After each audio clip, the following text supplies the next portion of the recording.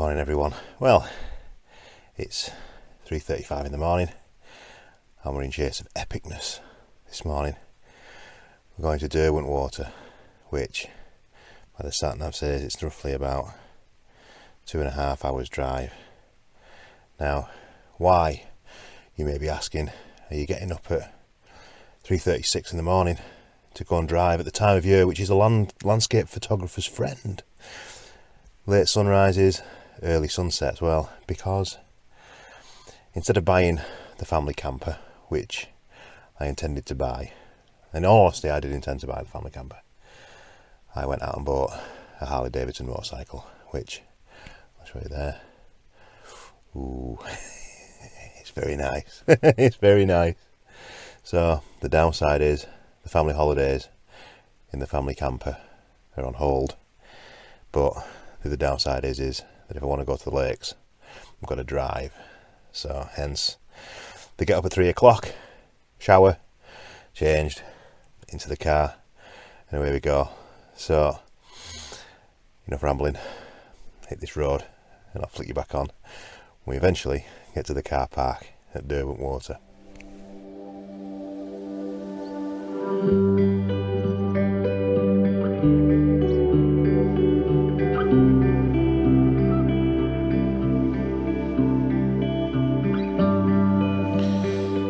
So, well, here I am on the side of Derwentwater, and the sun's coming up now. We're in the blue hour. I'm at Friars Creek, I think this is called. Now, I've never been here before, so this is a complete voyage of discovery. I've been trying to find foregrounds with my head torch. That's how bad it's got. It's I've not done a video for a while, and there's a few reasons for that, but one is I felt completely uninspired really with regards to the weather forecast and not being able to get to where I wanted to be and all the rest of it. So I got desperate a while back, and I have to make a confession. And I have actually been out and done felt a bit sick in my throat. I've actually been out and done a bit of woodland photography, which, forgive me father, because anyone that watches this channel knows that I don't particularly like woodland photography. But I put an image up here for you now. This is the image that I got, and I'll be honest, this is the hardest image that I've ever taken. These silver birches, it must have took me about 55 minutes to pull that thing down. I mean, I had a rope on it, pulling like, they're so deep rooted. Don't believe anybody that says that silver birch are shallow rooted, because they're definitely not. 55 minutes it took me to get that to come down into that location. So I'm joking, I am joking. Before everybody gets on the phone to Greta saying he's pulling trees down, I'm not. But I did take that picture. I don't know how people do it. I feel so uninspired with woodland photography. This is where I'm at. I love this sort of stuff, big vista shooting. So I'm not sure if this cloud is going to play ball today. That's the problem. I think the forecast was a little bit wrong in what it said. It said we were going to have fog and that it was going to be a relatively clear sky. And looking around me now, it's looking like quite a thick cloud over there and quite a thick cloud over there where the sun's coming up. So we'll have to wait and see. I think I found a little competition. Now, I'm not sure if this is the fence to nowhere that I'm shooting here by complete accident. I know there is a shot with a fence that goes into the lake, but I'm not sure if this is it or if it's just because the water level's high.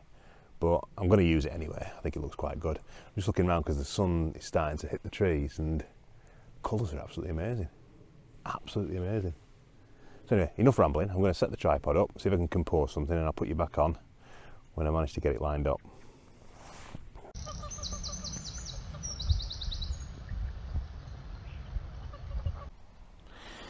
Well, the light is threatening. It's threatening. You see a little bit of pink in the clouds up here. I've gone for a completely unique composition here that you'll never have seen before. It's called a single rock in the foreground of a wide angle panoramic, which is something that I should copyright, I think, because you will never have seen an image like this before. But for being honest, I'm struggling for foreground. There is just no foreground. I've had the 200mm zoom on, nice boat over there that I've shot, but there's nothing. There is just nothing on in the foreground. So there is a small protruding rock. This is going to look very similar to that Billy Tan pano that I shot a while ago. I'm going to hold this because I think it might have been a bit muffled by my double chin, but it's quite nice. Get a bit of colour on them clouds where them mountains are. It'll look quite special. I'm going to do a long exposure as well, so I'll just show you what the composition looks like. So effectively, I've got the rock lined up in the middle, and then you've got the lovely autumnal colours on the left hand side, and then you've got the mountain range in the back. Now, my base shutter speed on this is half a second, so I'm thinking I'll quickly whip out the Lee converter, see what a 6-stop filter will give me, because I think with these colours, a long exposure, it'll be like a false reflection. It's going to look magical. So we'll see. And then with a bit of light, and I'm thinking here, because you've got, I think that's Waller Crag there that you see people talking about, and that blocks the early morning sun apparently, or so I've been told. I don't know. I didn't consult the old man of the mountains really on this one, and I should have done. But anyway, too late for that now. So I'm going to rattle this off as a normal shot, and then I'm going to whack the 6-stop on, and we'll see what that looks like. And if it's any good, I'll put it up now for you.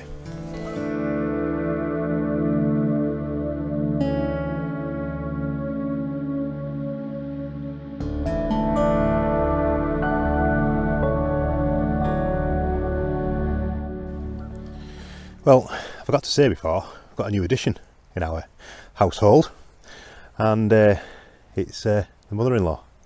Yeah, she's moved in with us. So it's brilliant though. My mother-in-law is absolutely superb. We've never had a crossword, me and the mother-in-law, me and Ella, because well, she doesn't speak English because she's Polish, and the one advantage of having a Polish mother-in-law is that she's a brilliant cook, absolutely brilliant cook, and you get Polish sausage. I do love a Polish sausage. Seriously good. Let me show you this composition. Effectively, that's what the composition is. It's I'm shooting for light because there was some nice light on those mountains in the background before. There's some stunning light over here, which I'm going to have a go at capturing now.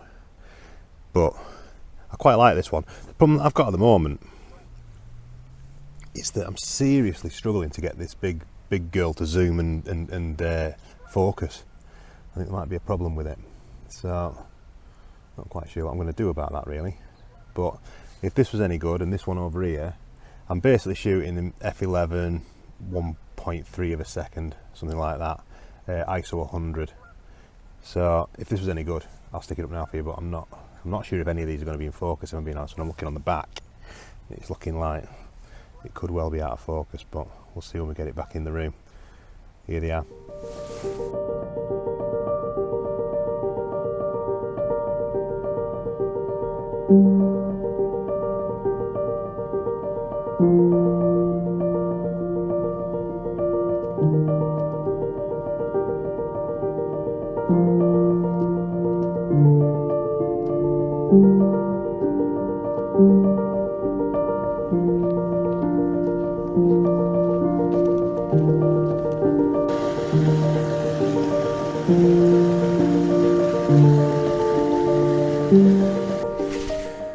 I just went in my merry way along the footpath. I think there's another bay through there, and I just spotted through the corner of my eye that little rock there, and I tell you what, it makes a lovely composition with that in the background. I'll just show you. Look, just basically got the rock as foreground interest. I tried to keep it out of the reflection of the mountains in the background, but I love the blues that we get in this, and if we can get a bit of light on the trees, I think that with the autumn colours it might look quite nice this. So what I'm going to do, I'm going to take one shot now. So this is f16, 1/6 of a second, ISO 64, and then what I'm going to do is I'm going to stick the 6-stopper on and smooth this right out and try and get like a false reflection on it, see what that looks like. So if it's any good, I'll stick it up now for you. Well, this channel is all about honesty, and I'll be honest, I didn't like the composition with the rock on the right hand side, so I waited an hour for the sun to come up, placed the rock on the left hand side and rattled off a 5-shot pano, which I really like, and I think that, I don't know if I prefer it to this one that I took shortly afterwards, omitting the rock from the composition. Which one do you prefer? You can let me know in the comments section below.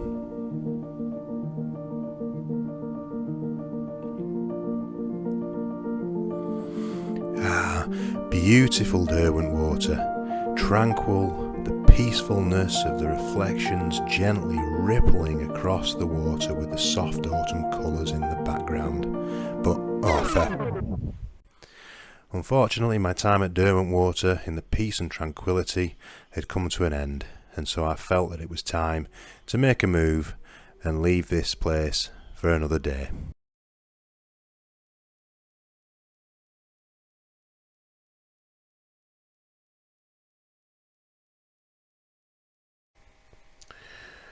So, a bit of a lie-in this morning.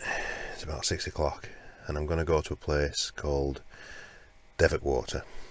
Now, the reason for that is that last night on Clear Outside it was saying I'm going to get fog pretty much all morning up there, which I'm not sure because it's a bit higher up than sort of sea level.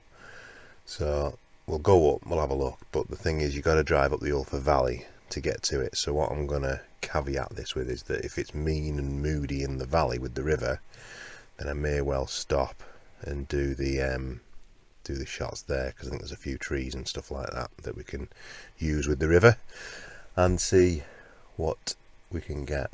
Anyway, about what, 40-minute drive, 35-minute drive. It's frozen last night I think, so it could be quite treacherous, so we will take our time and I'll see you up there.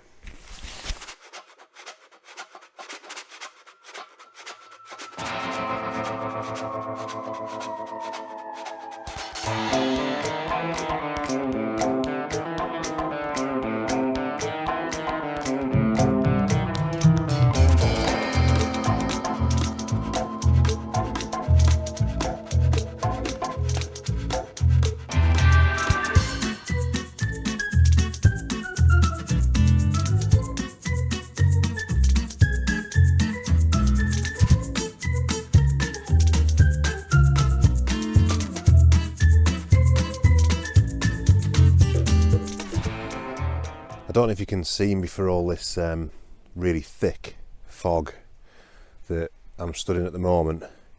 I mean, it's really quite bad. Clear Outside, you're letting me down, but all is not lost.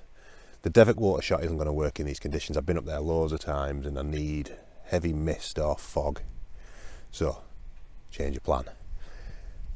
That scarf fell behind me. I don't know if you can make it out on the camera. So I'm going to do, the looks like there could be some absolutely stunning light this morning on it, because there's a little bit of wispy clouds, sun's coming up, just starting to catch the clouds now.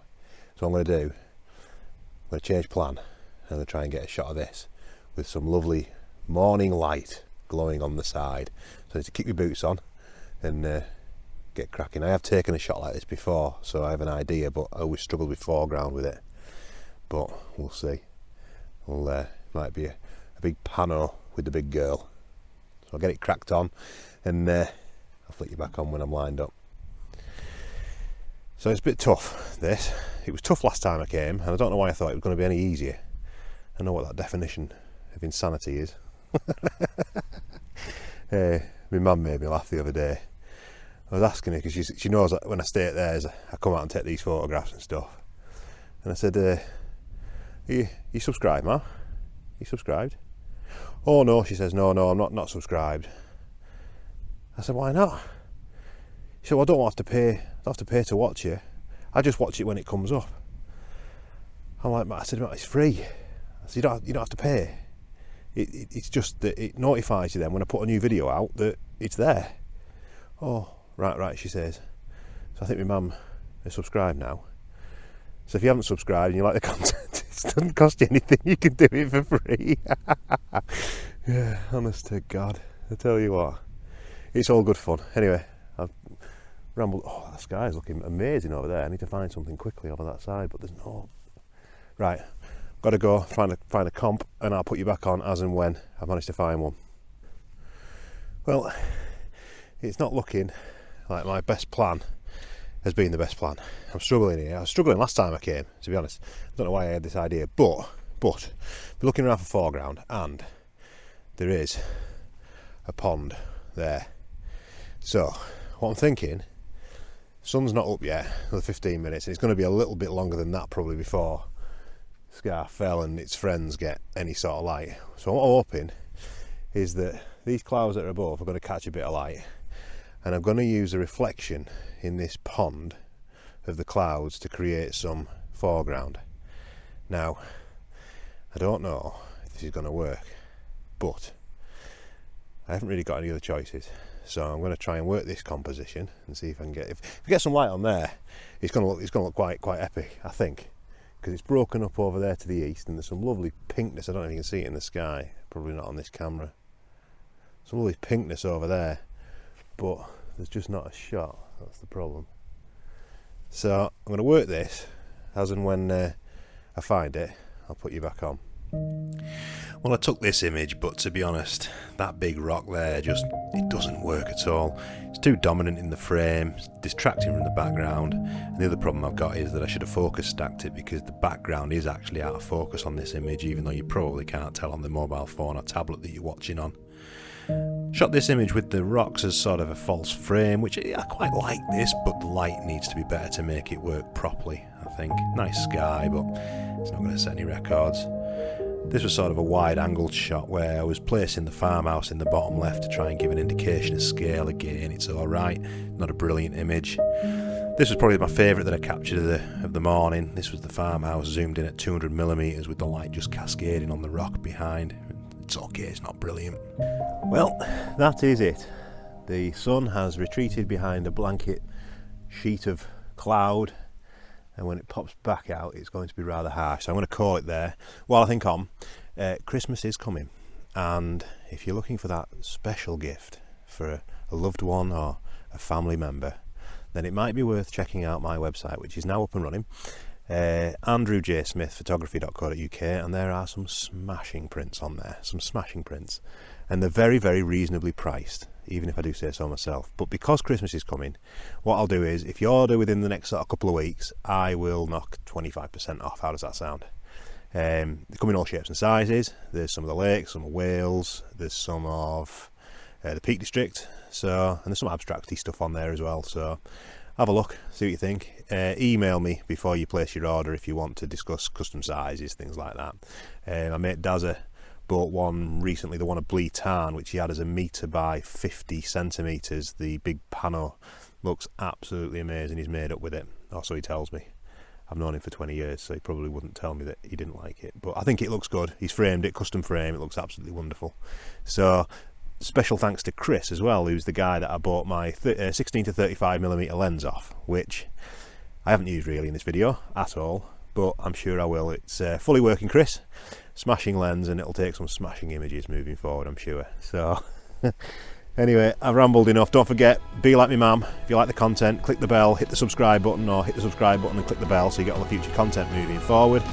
And if you don't want to do that, just give us a like, make a comment in the comments box below, and yeah, we will leave it there, and I'll see you on the next one. So until next time, I'll see you around. Wow, superb.